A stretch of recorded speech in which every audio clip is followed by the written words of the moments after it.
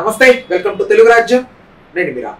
Hit 3 film కి సంబంధించి success అయింది, మంచి కలెక్షన్స్ కూడా వచ్చాయి. అయితే ఆ ఫిల్మ్ తాలూకు స్టోరీ నాదేనంటూ తమిళనాడు కోర్టుకి అయితే ఒక అతను సంప్రదించడం జరిగింది. దానికి సంబంధించి కేసు కూడా నమోదు చేయడం జరిగింది. 2021లోనే అతను ఆ స్టోరీని రిజిస్టర్ చేసినట్లుగా దీన్ని శైలేష్ కోలను అండ్ ఏదైతే నాని ప్రొడక్షన్ ఉందో వీళ్ళు చీట్ చేసి ఆ స్టోరీని సినిమాగా తెరకెక్కించారని అయితే అతను అభ్యంతరం వ్యక్తం చేయడం జరిగింది. ఓవరాల్ గా అంశం గురించి మనతో మాట్లాడడానికి సినీ మరియు రాజకీయ విశ్లేషకులు దాసరి విజ్ఞాన్ గారు ఉన్నారు. ఆయనతో చర్చిద్దాం.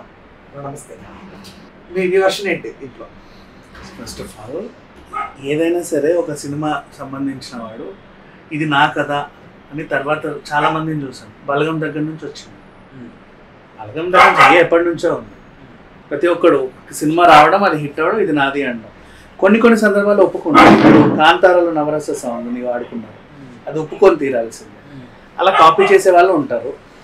కథ నాది అనే వచ్చినాడు చూసావు, నాది ఇటు మార్పులు చేర్పులు చేశాడు. ఇది నేను 2022లో నానికి చెప్పాను, కలిసి పనిచేద్దాం అనుకున్నాను. ఆయన తర్వాత నా నుంచి కాల్ లేదు, ఏమీ లేదు. తర్వాత ఇప్పుడు చూస్తేనేమో అసలు అనుకోకుండా లేచి హిట్ 3 ఇలా చూశాను. హాస్పిటల్ అరే అటు వెళ్ళారు, కరెక్ట్ ఇప్పుడు నిద్ర లేవాలి, లేచాడు. నేను ఎట్లా రాసుకున్నానో అట్టనే తీసాడు.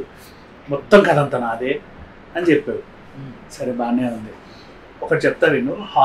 నేను ఒక కథ చెప్తా, నేను రాసిన స్టోరీ చెప్తా. దీన్ని ఎన్ని సినిమాల మీద కాపీరైట్ వేస్తావో వేసే. నేను రాసుకున్నా ఎప్పుడు 5th క్లాస్లోనే రాసుకున్నా. 5 మనుషులు రోడ్డు మీద నుంచి కారు తప్పి అడవుల్లోకి వెళ్తారు. ఒక పాడుపడ్డ బంగ్లా కనిపిస్తుంది, అందులో దూరుతారు. అందులో భయపడి లాస్ట్ బయటకు వస్తారు. దయ్యాలు భూతాలు మేము అనుకుంటాం. ఎన్ని హారర్ సినిమాలు వేస్తారు. హాలీవుడ్ లో సగం ఫిలిమ్స్ ఇవే ఉంటాయి. అండ్ టాలీవుడ్ లో కూడా రాజుగారి గది ఇవన్నీ అవే కదా సినిమాలు. అదే మోస్ట్లీ అదే కదా, లైట్ అదే మొత్తం. బేసిక్ గా చెప్పాలి అంటే హారర్ సినిమాలన్నీ ఒకలానే ఉంటాయి. ఎవడు కూడా కథ ఏంటని ఎప్పుడు అడగడం. భయపెట్టిందా లేదా, నవ్వొచ్చిందా లేదా. కామెడీ సినిమా, అదే కామెడీ సినిమాలైనా అంతే కదా. ఏముండవు, ఇంట్లో జరిగే డ్రామా ఏదైనా నవ్వొచ్చిందా లేదా, దట్స్ ఆల్. కథలు అనేవి ప్రత్యేకంగా ఉండవు. అండ్ సేమ్ ఎందుకు ఇది తీసుకున్నాను అంటే సస్పెన్స్ థ్రిల్లర్స్. సస్పెన్స్ ఇప్పుడు సిఐడి ఖచ్చితంగా ఫస్ట్ ఎపిసోడ్ స్టార్ట్ అవ్వగానే ఒక శవం దొరుకుతుంది. నాకు ఎప్పుడు ప్రద్యుమ్ననే ఇష్టం. అభిజిత్ ప్రద్యుమ్న తర్వాత నాకు ఫోరెన్సిక్ డాక్టర్ అయిన ఉంటాడు, రాహుల్ సంథింగ్, ఆయన ఇష్టం నాకు. వాళ్ళిద్దరు చాలా ఇష్టం. నాకు ఒక ఆయన ఉంటారు కదా పెద్ద లీడ్, ఇదేంటిది అంటూ ఉంటారు కదా, అట్లా షేక్ చేస్తా.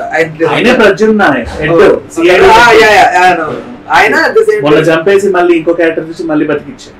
సరే, వాట్ ఎవర్. సిఐడి కథ ఓపెన్ చేస్తే ఎక్కడో దగ్గర శవం పడాలి. తీరా చూసేసరికి ఫస్ట్ గబగబా ఫోరెన్సిక్ వాళ్ళు వస్తారు. ఇటు వీళ్ళ ఇన్వెస్టిగేషన్, ఇటు వీళ్ళ ఇన్వెస్టిగేషన్.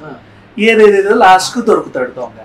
కట్టేసి కూర్చోబెడితే ఎందుకు చేసావు, యాక్చువల్గా అందుకు చేసావు. చెప్పే రీజన్ ఏం పెద్ద కనిపించవు. లేదు, నిన్న నేను పల్లి చట్నీ అడిగితే వాడు పొట్నాల చట్నీ చేశాడు, అట్లా చూశాను, వాడు నన్ను ఇట్లా చూశాడు, వెంటనే తాలికి మొహం మీద వేసి వాడు చచ్చిపోయాడు.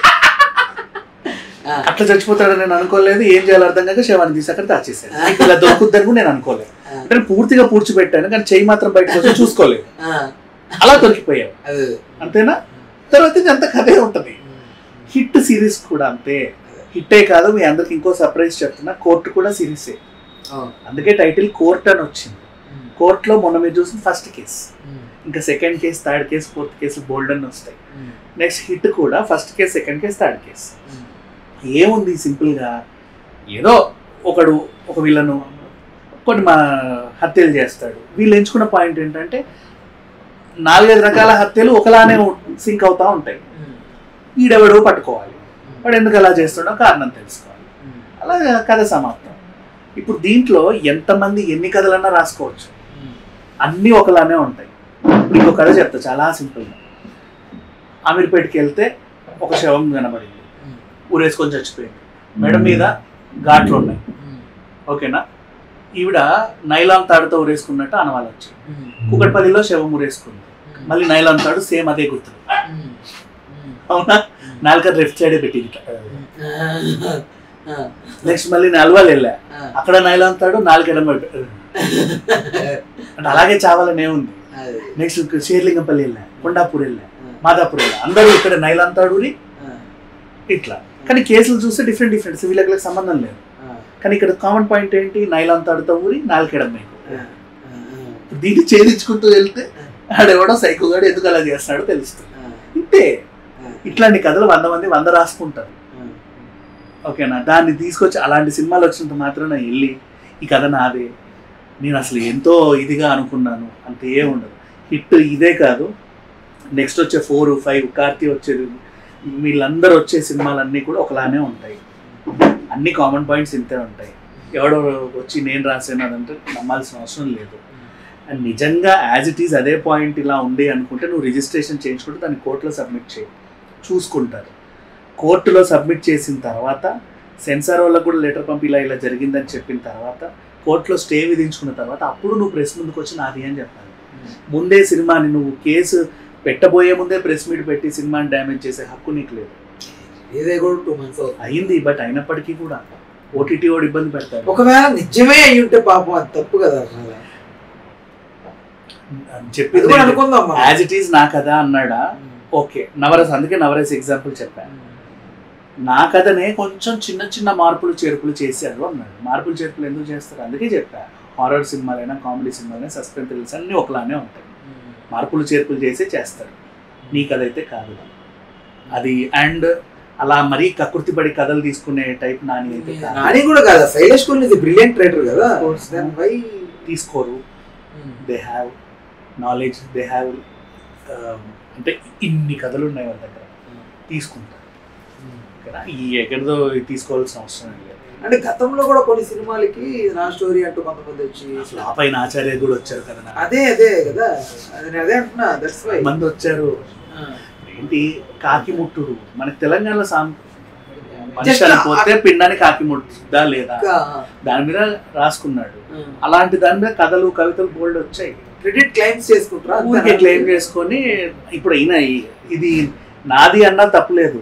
ఆ సినిమా దాంట్లో నాకు 20% వాటా కావాలి అని గొడవ చేస్తున్నాడు. సో అక్కడ తెలిసిపోతుంది నువ్వు డబ్బు కోసం చేస్తున్నావా ఇంకా దేనికోసం చేస్తున్నావా. ఇప్పుడు నా వర్షన్ ఏంటంటే, ఇప్పుడు కొంతమంది రైటర్స్ కాని వాళ్ళు కూడా, రైటర్స్ సర్వే అవ్వలేని వాళ్ళు కూడా ఓ పెద్ద కథ నాది అని క్లెయిమ్ చేసుకోవచ్చు.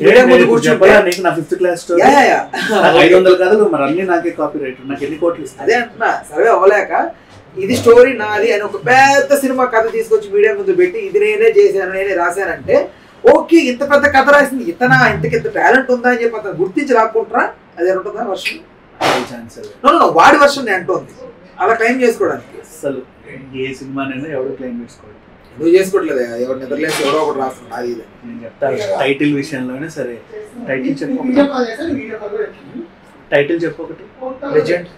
అవునా, లెజెండ్ నీది. ఓకేనా, విజ్ఞాన్స్ లెజెండ్ ఇది నాది. అంత దారుణంగా ఎవడు బట్ కావాలని ఎవడు చేయడు. నువ్వు క్లెయిమ్ చేస్తే ఏం చేయాలో అర్థం కాక మాకు ఇదే కావాలి కాబట్టి దాన్ని ఏదో చిన్న మార్పులు చేసుకుంటారు. రైట్. ఒకవేళ నానికి ఎఫెక్ట్ ఎంత వరకు అవుతుంది అసలు? ఇన్ కేస్ రేపు కోర్ట్ ఇది అందులో బరువు లేదు ఈ కేసు. ఓకే, ఇన్ కేస్ నేను అంటోంది ప్రొడక్షన్ హౌస్ వాల్ పోస్టర్ నానిది కాబట్టి, నాని టేక్ ఓవర్ చేశాడు కాబట్టి దెన్ అతనికి ఎలాంటి ఎఫెక్ట్ ఉంటాయని. అది నేను కేవలం ప్రొడ్యూసర్ని, నా డైరెక్టర్ నాకు కథ చెప్తే నచ్చింది ప్రొడ్యూస్ చేశాను. ఎఫెక్ట్ అయితే శైలేష్ కైనా ఎఫెక్ట్ అవ్వదు. ఆయన నేను 1 ఎలా తీసాను 2 ఎలా తీసాను సేమ్ అదే 10లో 3 తీసానండి అంటాడు. ఏం చెప్తాను, 1, 2కి 3కి పొంతనుంది. అలాగే ఉంటాయి కదా, లాస్ట్ ప్రీక్లైమాక్స్ విలన్ రివీల్ అవ్వడం, నెక్స్ట్ సినిమా హీరోని క్లైమాక్స్ లో పరిచయం చేయడం, యాజ్ యూజువల్ అంతే. ఎవరికి ఎఫెక్ట్ ఉండదు, డబ్బుల కోసం. బట్ ఒక ఇంటర్వ్యూలో చూసాను నేను, యాక్చువల్లీ నేనేం నమ్మేవాడిని అంటే తిప్పించి మళ్ళీ కథలు మిక్స్డ్ ఫ్రాక్షన్ లో తీసేస్తారు సినిమాలు అనుకుంటే, రాజమౌళి ఒక టైంలో అన్నాడు ఇది కాపీరైట్ కిందకి వెళ్తుంది అని ఒక ఇంటర్వ్యూ చెప్పాడు. అంటే సినిమా వాళ్ళకి కూడా యూట్యూబ్ టైపులే గైడ్ లైన్స్ ఉన్నట్లు కాపీరైట్ ఇష్యూస్ ఉంటాయా అని నేను షాక్ అయ్యాను. యాక్చువల్లీ ఉంటాయి కాపీ రైట్స్. అంటే నువ్వు యాజ్ ఇట్ ఈస్ గా కాపీ చేస్తే ఇప్పుడు నవరస అందుకే ఎగ్జాంపుల్ చెప్పాను, అచ్చుగుద్దినట్టు దించితే కాపీ రైట్లు వస్తాయి. రావని కాదు, కొత్తగా పెట్టుకోండి, లేదా ఇన్స్పైర్ అయ్యి తీసామని కూడా చెప్పుకోండి. ఇప్పుడు దేవర సాంగ్ ఉంది, అది ఇన్స్పైర్ అయ్యి తీసుకున్నాం. ఊపిరి సచ్ ఏ బ్యూటిఫుల్ ఫిల్మ్, అది కూడా హాలీవుడ్ నుంచి ఇన్స్పైర్ అయ్యి తీసుకున్న ఫిల్మ్స్. అంతే, నో మ్యాటర్. అస్సలు ఏముండదు. ఎవరికి ఒరిగేదే ఉండదు, వాల్ పోస్టర్కి వచ్చే నష్టం కూడా ఉండదు. Okay, thanks thanks. Hello, Telugu రాజ్యం ఛానల్ చూస్తున్నారా? సామాజిక రాజకీయ జీవన చిత్రణే తెలుగు రాజ్యం. అతిశయోక్తులు అసత్యాలు ఉండవు. రాజకీయ కోణం కాదు, ప్రజా కోణమే కొలబద్ద. తెలుగు రాజ్యం వీక్షణ మీ ఉత్తమ అభిరుచికి నిదర్శనం.